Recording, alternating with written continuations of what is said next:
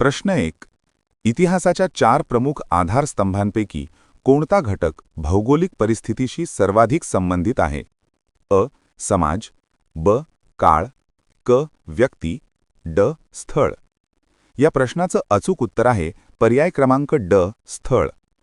इतिहासाच्या 4 प्रमुख आधारस्तंभांपैकी स्थळ म्हणजे प्लेस किंवा जॉग्राफी हा घटक भौगोलिक परिस्थितीशी सर्वाधिक संबंधित आहे. हा आधारस्तंभ मानवी वसाहती, हवामान, वनस्पती आणि संस्कृतीच्या विकासावर परिणाम करणाऱ्या स्थानिक आणि नैसर्गिक पर्यावरणाचा अभ्यास करतो. प्रश्न 2. भारतीय उपखंडाच्या वायव्य भागात कोणती प्राचीन संस्कृती विस्तारली होती? अ. इजिप्शियन संस्कृती, ब. हडप्पा संस्कृती, क. मेसोपोटेमिया संस्कृती, ड. चीनी संस्कृती. या प्रश्नाचं अचूक उत्तर आहे पर्याय क्रमांक ब. हडप्पा संस्कृती. भारतीय उपखंडाच्या वायव्य भागात हडप्पा संस्कृती विकसित झाली होती. ही एक प्राचीन, प्रगत नागरी संस्कृती होती, जी प्रामुख्याने सिंधू नदीच्या खोऱ्यात आणि आजच्या पाकिस्तान व वायव्य भारतात विस्तारली होती. हडप्पा संस्कृतीबद्दल महत्त्वाची माहिती. कालावधी. या संस्कृतीचा परिपक्व काळ साधारणपणे इसवी पूर्व 2600 ते इसवी पूर्व 1900च्या दरम्यान मानला जातो. वैशिष्ट्ये. ही संस्कृती सुनियोजित शहरे, भाजक्या विटांची घरे, सांडपाण्याची व्यवस्था आणि व्यापारासाठी प्रसिद्ध होती. प्रमुख शहरे. हडप्पा आणि मोहेंजोदडो ही या संस्कृतीची प्रमुख शहरे होती. प्रश्न 3. प्राचीन काळी रेशीम मार्गावरील व्यापार प्रामुख्याने कोणत्या खिंडीतून चालत असे? अ. थळघाट, ब. खैबर आणि बोलन, क. फोंडा घाट, ड. पालघाट. या प्रश्नाचं अचूक उत्तर आहे पर्याय क्रमांक ब. खैबर आणि बोलन. खैबर खिंड पेशावर काबूल हिंदुकुश पर्वतात आहे, तर बोलन खिंड क्वेटा कंदाहार दक्षिणेस आहे. हजारो वर्षांपासून मध्य आशियातून भारतात येण्यासाठी आणि व्यापारासाठी या खिंडी मुख्य मार्ग होत्या, ज्यातून अनेक आक्रमक व प्रवासी भारतात आले. प्रश्न 4. भुर्जपत्रे तयार करण्यासाठी वापरल्या जाणाऱ्या भुर्ज वृक्षाची साल प्रामुख्याने कोणत्या प्रदेशात आढळते? अ. केरळ, ब. महाराष्ट्र, क. काश्मीर, ड. राजस्थान. या प्रश्नाचं अचूक उत्तर आहे पर्याय क्रमांक क. काश्मीर. भुर्जपत्रे तयार करण्यासाठी वापरल्या जाणाऱ्या भुर्ज वृक्षाची साल प्रामुख्याने हिमालयीन प्रदेशात आढळते. हा वृक्ष प्रामुख्याने काश्मीर, उत्तराखंड, हिमाचल प्रदेश, नेपाळ, भूतान आणि तिबेटच्या काही भागात आढळतो. प्रश्न 5. ओव्या, लोकगीते आणि लोककथांचा समावेश इतिहासाच्या कोणत्या साधनांमध्ये होतो? अ. भौतिक साधने, ब. लिखित साधने, क. मौखिक साधने, ड. दृकश्राव्य साधने. या प्रश्नाचं अचूक उत्तर आहे पर्याय क्रमांक क. मौखिक साधने. ही साधने लोकजीवनाचे पैलू, तत्कालीन समाजकारण आणि संस्कृती समजण्यास मदत करतात. उदाहरण: छत्रपती शिवाजी महाराजांच्या काळातील पोवाडे हे इतिहासाच्या मौखिक साधनांचे उत्तम उदाहरण आहे. प्रश्न 6. मोहेंजोदडो येथील प्रसिद्ध महास्नान कुंडाची खोली साधारण किती मीटर होती? अ. 1.5 मीटर, ब. 2.5 मीटर, क. 3.5 मीटर, ड. 4.5 मीटर. या प्रश्नाचं अचूक उत्तर आहे पर्याय क्रमांक ब.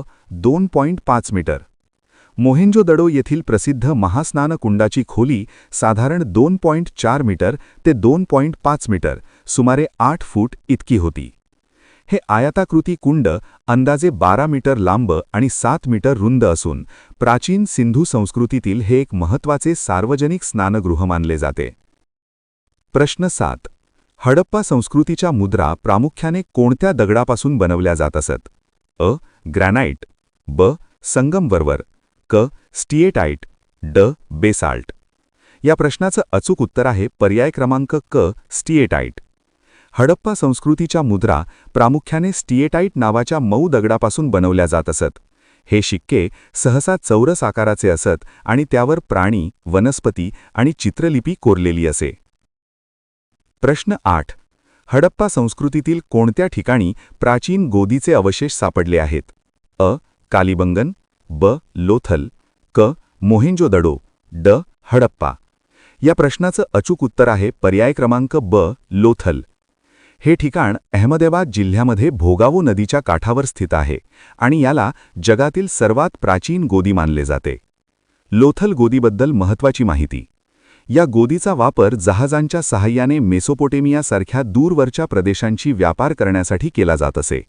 येथे जहाजांचे अवशेष, मुद्रा म्हणजे सील्स आणि धान्याचे कोठारही सापडले आहे, जे याला एक प्रमुख व्यापारी बंदर म्हणून सिद्ध करते. प्रश्न 9.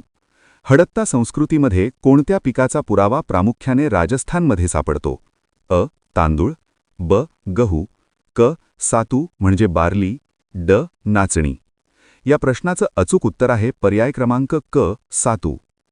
हडप्पा संस्कृतीमध्ये प्रामुख्याने राजस्थानमधील कालीबंगन म्हणजे कालीबंगन या ठिकाणी नांगरलेले क्षेत्र आणि सातू म्हणजे बार्ली या पिकाचा पुरावा मोठ्या प्रमाणात सापडला आहे. कालीबंगनमध्ये उत्खननादरम्यान प्राचीन नांगरणीचे पुरावे आणि क्षेत्रात लागवड केलेली पिके आढळली आहेत, जे या संस्कृतीतील प्रगत शेतीचे निदर्शक आहेत. प्रश्न 10. ऋग्वेदामध्ये प्रत्येक कडव्याला काय म्हटले जाते? अ. सूक्त, ब. ऋचा, क. मंत्र, ड. श्लोक. या प्रश्नाचं अचूक उत्तर आहे पर्याय क्रमांक ब. ऋचा. ऋग्वेदामध्ये प्रत्येक कडव्याला किंवा मंत्राला ऋचा म्हटले जाते. ऋग्वेद हा ऋचांचा संग्रह आहे, ज्यामध्ये देवतांची स्तुती करणारी काव्यरचना असते. अनेक ऋचा एकत्र येऊन एक सूक्त तयार होते. प्रश्न 11. भारतीय संगीताचा पाया कोणत्या वेदाला मानले जाते? अ. ऋग्वेद, ब. सामवेद, क. यजुर्वेद, ड. अथर्ववेद. या प्रश्नाचं अचूक उत्तर आहे पर्याय क्रमांक ब. सामवेद. प्रश्न 12. वैदिक काळामध्ये कुटुंबाच्या प्रमुखाला काय संबोधले जाई?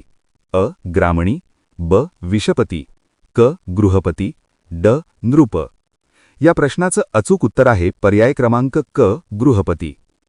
वैदिक समाजात कुटुंब म्हणजे ज्यांना कुल म्हटले जाई, हा समाज आणि राजकीय व्यवस्थेचा सर्वात लहान आणि पायाभूत घटक होता. कुटुंबातील सर्वात ज्येष्ठ पुरुष हा कुटुंबाचा प्रमुख असे. त्याला कुलप किंवा कुलपती म्हटले जाई. काही संदर्भात त्याला गृहपती असेही संबोधले गेल्याचे आढळते. पितृसत्ताक पद्धती.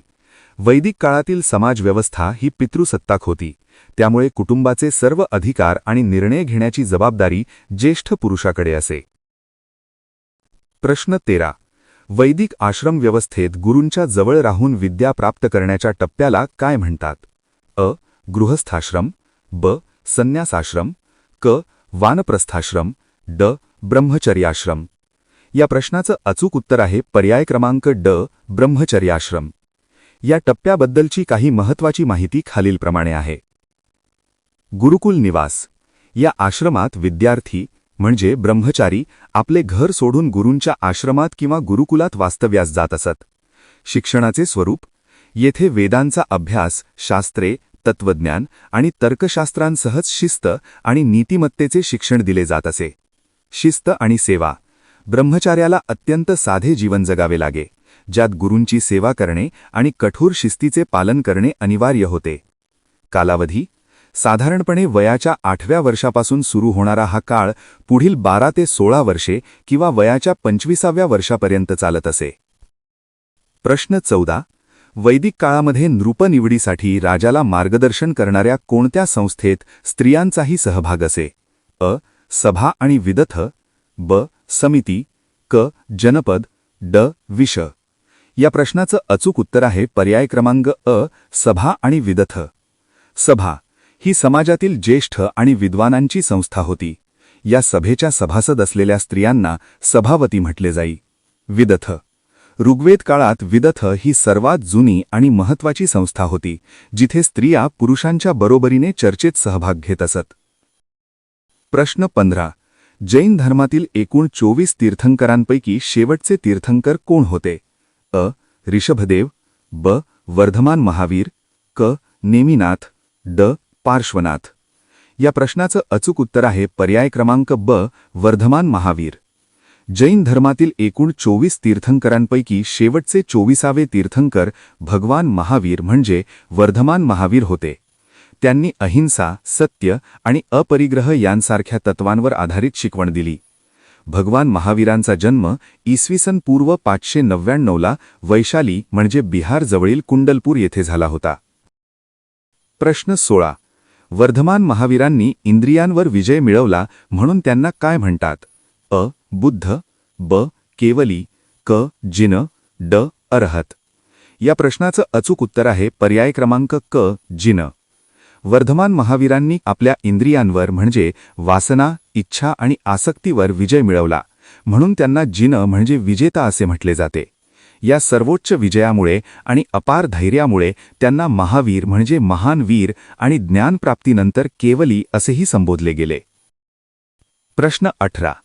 गौतम बुद्धांनी सत्याच्या शोधासाठी गृहत्याग केला या घटनेला काय म्हणतात? अ. धम्मचक्र प्रवर्तन, ब. महाभिनिष्क्रमण, क.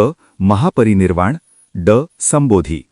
या प्रश्नाचं अचूक उत्तर आहे पर्याय क्रमांक ब. महाभिनिष्क्रमण. महाभिनिष्क्रमण म्हणजे महान त्याग किंवा गृहत्याग. कारण जीवनातील दुःख, आजारपण, वृद्धत्व आणि मृत्यू यांचं निरसन करण्यासाठी त्यांनी हा निर्णय घेतला होता. सिद्धार्थ गौतमाने कपिलवस्तूचा राजवाडा सोडून संन्यासी जीवन स्वीकारले, ज्यानंतर त्यांना ज्ञानप्राप्ती झाली. प्रश्न 18. गौतम बुद्धांनी आपले पहिले प्रवचन कोणत्या ठिकाणी दिले? अ. कुशीनगर, ब. सारनाथ, क. बोधगया, ड. लुंबिनी. या प्रश्नाचं अचूक उत्तर आहे पर्याय क्रमांक ब. सारनाथ. गौतम बुद्धांनी आपले पहिले प्रवचन वाराणसी जवळील सारनाथ, उत्तर प्रदेश येथील ऋषीपत्तन म्हणजे मृगदाव किंवा हरिण उद्यान येथे दिले. ज्ञानप्राप्तीनंतर बोधगया त्यांनी आपले पहिले 5 शिष्य म्हणजे पंचवग्गिया भिक्खू यांना हा उपदेश दिला होता. या ऐतिहासिक घटनेला बौद्ध धर्मात धम्मचक्कप्पवत्तन म्हणजे धर्मचक्र प्रवर्तन असे म्हणतात. प्रश्न 19. अस्तेय या शब्दाचा योग्य अर्थ कोणता? अ. हिंसा न करणे, ब. साठा न करणे, क. चोरी न करणे, ड. सत्य बोलणे. या प्रश्नाचं अचूक उत्तर आहे पर्याय क्रमांक क. चोरी न करणे. अस्तेय या शब्दाचा योग्य अर्थ चोरी न करणे, नॉन स्टीलिंग असा होतो. भारतीय तत्त्वज्ञानात विशेषतः योग आणि जैन धर्मात हा एक महत्त्वाचा नैतिक नियम यम मानला जातो, ज्याचा अर्थ इतरांच्या संपत्तीवर हक्क न सांगणे किंवा ती चोरण्याची इच्छा मनात न बाळगणे असा आहे. प्रश्न 20. जैन धर्मात वर्तणुकीच्या शुद्धतेसाठी सांगितलेल्या मार्गाला काय म्हणतात? अ. अष्टांगिक मार्ग, ब. पंचशील, क. त्रिरत्ने, ड. आर्यसत्ये. या प्रश्नाचं अचूक उत्तर आहे पर्याय क्रमांक क. त्रिरत्ने. जैन धर्मात वर्तणुकीच्या शुद्धतेसाठी सांगितलेल्या मार्गाला त्रिरत्न किंवा रत्नत्रय म्हणतात. आत्मशुद्धी आणि मोक्षप्राप्तीसाठी हे 3 मार्ग अत्यंत महत्त्वाचे मानले जातात. या त्रिरत्नांमध्ये खालील 3 तत्वांचा समावेश होतो. सम्यक दर्शन म्हणजे योग्य श्रद्धा, तीर्थंकरांनी सांगितलेल्या तत्वांवर आणि सत्यावर दृढ विश्वास ठेवणे. सम्यक ज्ञान म्हणजे योग्य ज्ञान, जैन तत्वज्ञान आणि जीवाच्या खऱ्या स्वरूपाचे निस्संदिग्ध ज्ञान प्राप्त करणे. सम्यक चारित्र म्हणजे योग्य आचरण, जीवनातील वर्तणूक शुद्ध ठेवण्यासाठी अहिंसा, सत्य आणि अस्तेय यांसारख्या नियमांचे पालन करणे. प्रश्न 21. ज्यू धर्माच्या प्रार्थना स्थळाला काय म्हणतात? अ. चर्च, ब. अग्यारी, क. सिनागॉग, ड. विहार. या प्रश्नाचं अचूक उत्तर आहे पर्याय क्रमांक क. सिनागॉग.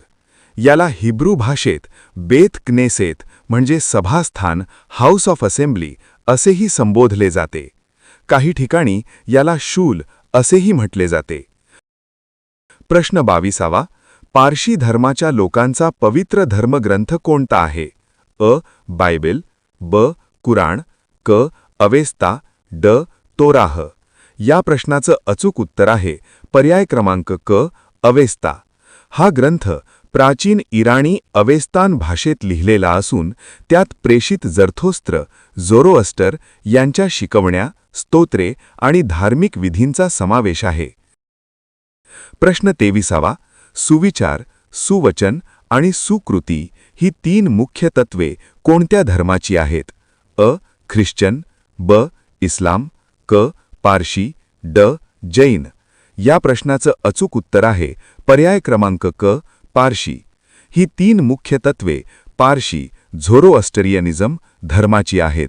मूळ भाषेत अवेस्तामध्ये त्यांना हुमाता, हुकुता आणि हुवरष्टा असे म्हटले जाते, ज्याचा अर्थ चांगले विचार, चांगले वचन आणि चांगली कृती असा होतो. प्रश्न 24वा.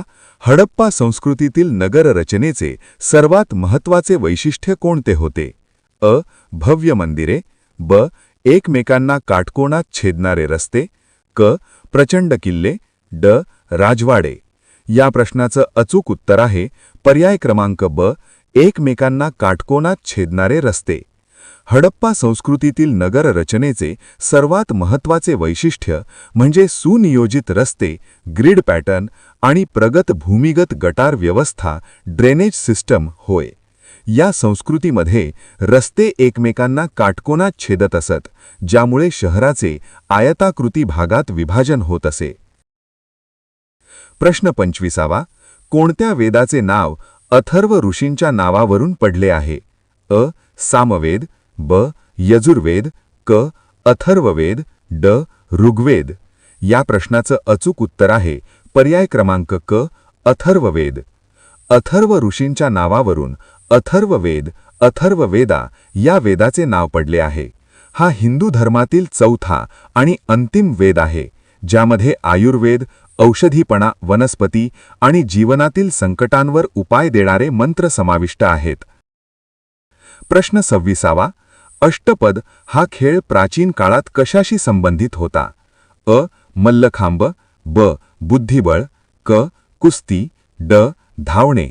या प्रश्नाचं अचूक उत्तर आहे पर्याय क्रमांक ब. बुद्धिबळ. अष्टपद हा प्राचीन भारतीय बोर्ड खेळ आहे, जो बुद्धिबळाचा पूर्वज मानला जातो. हा खेळ 64च्या पटावर बोर्डवर फासे टाकून खेळला जाणारा शर्यतीचा प्रकार होता. प्रश्न 27वा. गौतम बुद्धांना कोणत्या ठिकाणी ज्ञानप्राप्ती झाली? अ. गया. उरुवेला. ब. सारनाथ. क. श्रावस्ती. ड. वैशाली. या प्रश्नाचं अचूक उत्तर आहे पर्याय क्रमांक अ. गया, उरुवेला. गौतम बुद्धांना बिहारमधील बोधगया येथे ज्ञानप्राप्ती संबोधी झाली. निरंजना नदीच्या काठावर एका पिंपळाच्या झाडाखाली, ज्याला आता बोधिवृक्ष म्हणतात, त्यांना 35व्या वर्षी वैशाख पौर्णिमेच्या दिवशी हे ज्ञान प्राप्त झाले. या पवित्र स्थळी महाबोधी मंदिर आहे. प्रश्न 28वा. वैदिक काळामध्ये सोन्याच्या कोणत्या दागिन्याचा वापर चलन म्हणूनही केला जात असे? अ. निष्क. ब. कडे. क. हार. ड. अंगठी. या प्रश्नाचं अचूक उत्तर आहे पर्याय क्रमांक अ. निष्क. वैदिक काळामध्ये निष्क हा सोन्याचा दागिना किंवा हार होता, परंतु पुढे त्याच्या निश्चित वजनामुळे व्यापार आणि व्यवहारांत नाण्यासारखे त्याचे महत्त्व वाढले. प्रश्न 29वा. प्राचीन भारतीय श्रेणींच्या प्रमुखाला काय म्हटले जाई? अ. श्रेष्ठी. ब. ग्रामणी. क. भागदुघ. ड. पुरोहित. या प्रश्नाचं अचूक उत्तर आहे पर्याय क्रमांक अ. श्रेष्ठी. प्राचीन भारतीय व्यापारी किंवा कारागिरांच्या संघाला श्रेणी म्हटले जाई आणि या श्रेणीच्या प्रमुखाला सामान्यतः ज्येष्ठक किंवा श्रेष्ठी असे संबोधले जाई. हे प्रमुख कारागीर किंवा व्यापाऱ्यांच्या समूहाचे प्रमुख म्हणून काम पाहत आणि त्यांच्याकडे तांत्रिक कौशल्य आणि प्रशासकीय अधिकार असायचे. प्रश्न 30वा. इतिहासाचे लेखन करताना पुराव्यांची काय करणे आवश्यक असते? अ. स्तुती. ब. चिकित्सा. क. पाठांतर. ड. प्रसिद्धी. या प्रश्नाचं अचूक उत्तर आहे पर्याय क्रमांक ब. चिकित्सा.